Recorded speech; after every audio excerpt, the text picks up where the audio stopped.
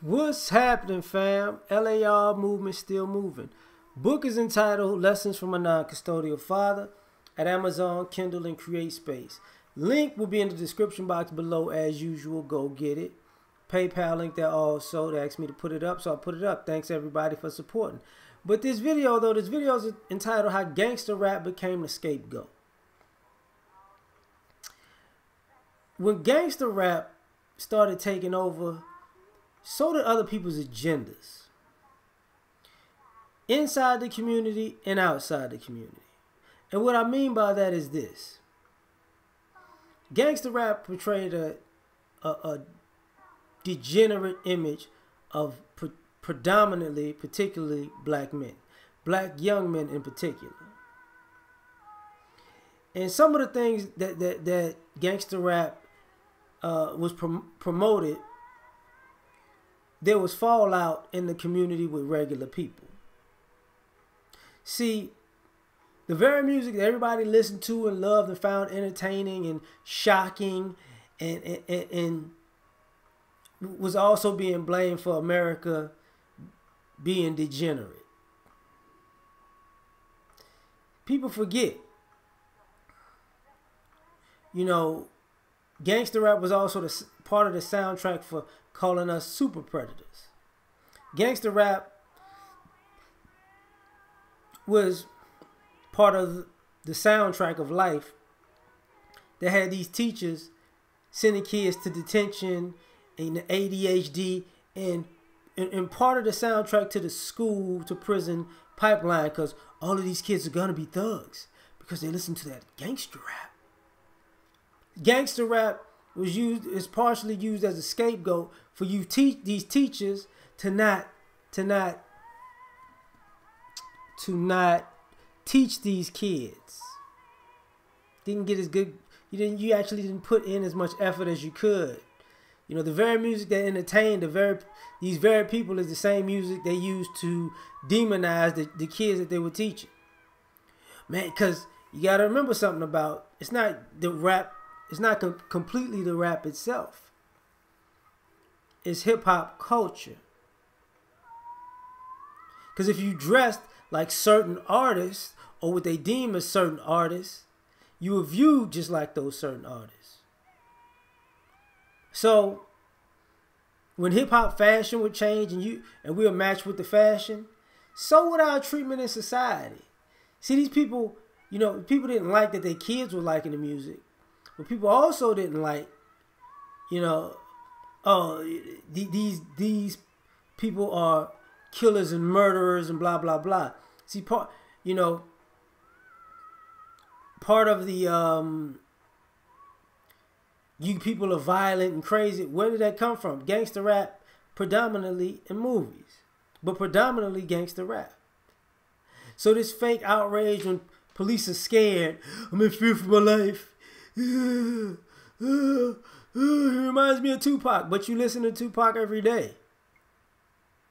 See, gangster rap became a scapegoat for a lot of things in America.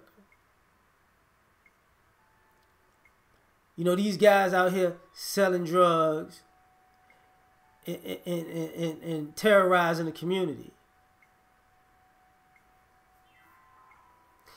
Without asking who these people working for. Like they didn't get all these drugs and guns on their own, right?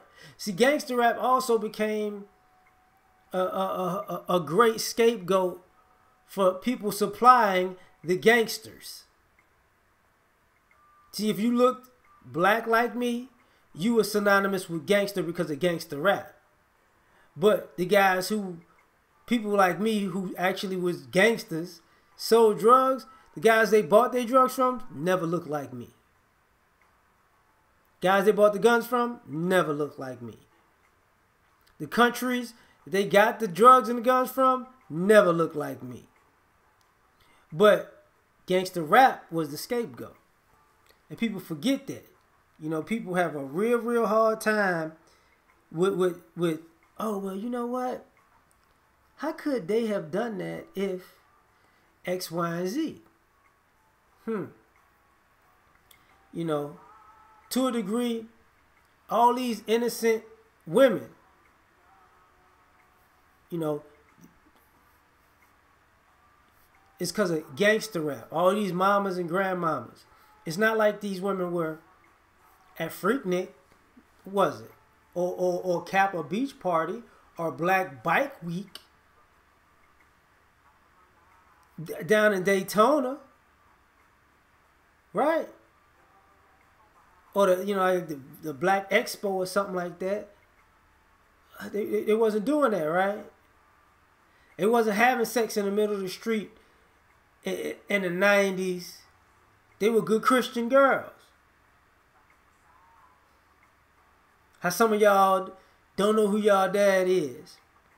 You ask where your mama was at in the 90s? Could she have happened to be at one of these Freakniks? I'm just asking. Could it be? But see, you blame that on Luke and NWA and this, that, and the third. But nobody asked the question, well, how is gangster rap is part of the soundtrack for deadbeat dads? Just listening to music, smoking weed, impregnating all these innocent women and leaving these kids off to themselves. Yeah, it's all gangster rap's fault. Now, the reason I get into that is this, because I saw something recently, and it's where, if you notice,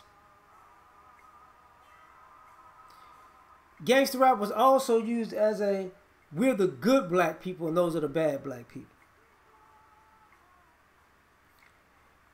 And I've been chilling for a long time waiting on this moment. What have the good black people in the NAACP have done? Let's go further than that.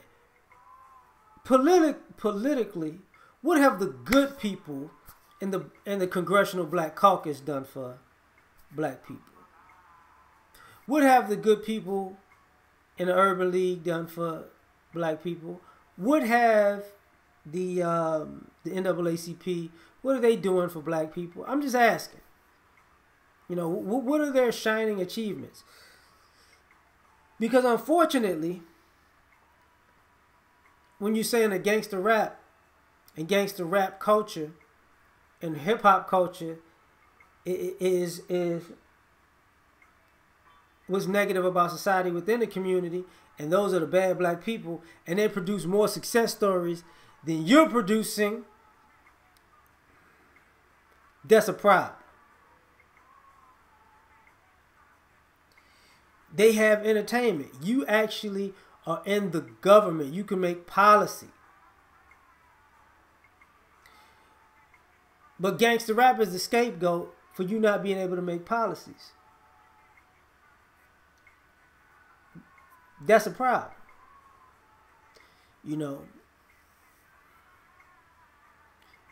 Gangster rap is why we don't have black families. Really? Really? Really? Or is that people's personal choice? Because people got these gangster agendas too, which are interesting to me.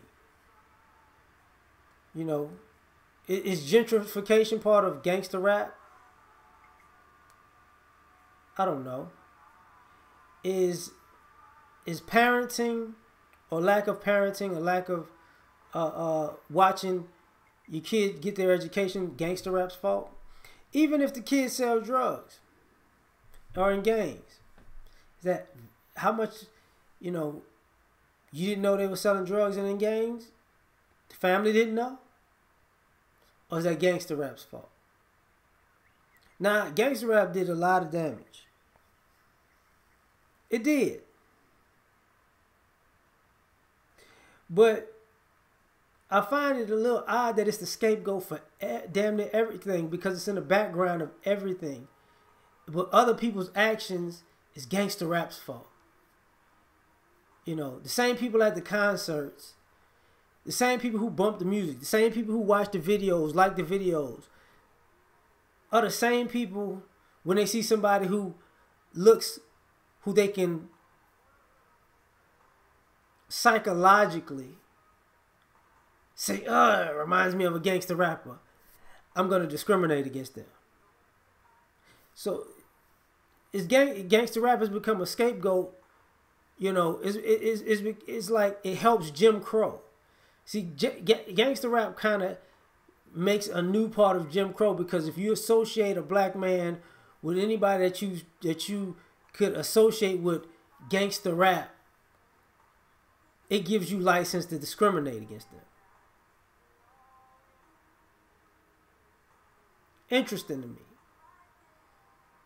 You know, if the kids dress too gangster rap looking or hip hop looking, they're not worth helping. So all of these organizations that are supposed to help black people, they all of a sudden just get apathetic and they can't help nobody because she looks like a rapper.